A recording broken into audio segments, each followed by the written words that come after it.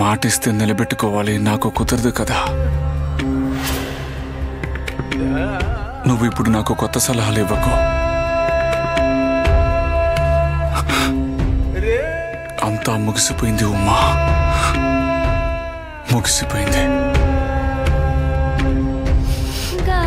లేదంటే సలహాలు ఇచ్చి మిమ్మల్ని ఇబ్బంది పెట్టను.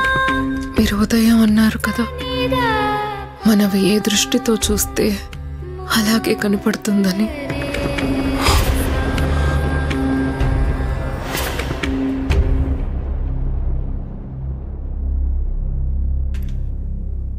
ఇప్పటి వరకు జరిగిన సంఘటనల్ని నేను మీ స్థానంలో ఉండి చూస్తాను. కానీ మీరు నాకు మాట ఇవ్వాలి.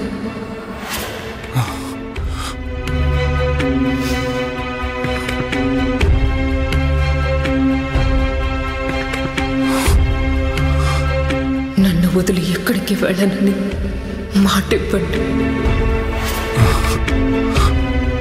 మీరు తీసుకునే నిర్ణయం ఏదైనా సరే నేను మీకు మద్దతు ఇస్తాను, మీ వైపు నిలబడతాను,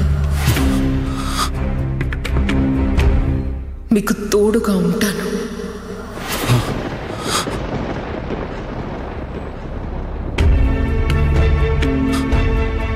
కడదాకా తోడుంటాను.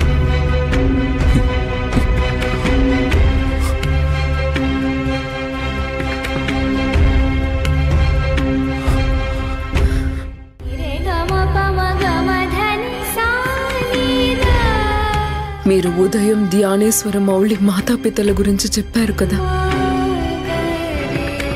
వాళ్ళిద్దరూ తుది శ్వాస విడిచే వరకు కలిసి ఉన్నారు. అలాగే నేను కూడా మీతో పాటు ఉంటాను, నా కంఠంలో ప్రాణం ఉన్నంత వరకు.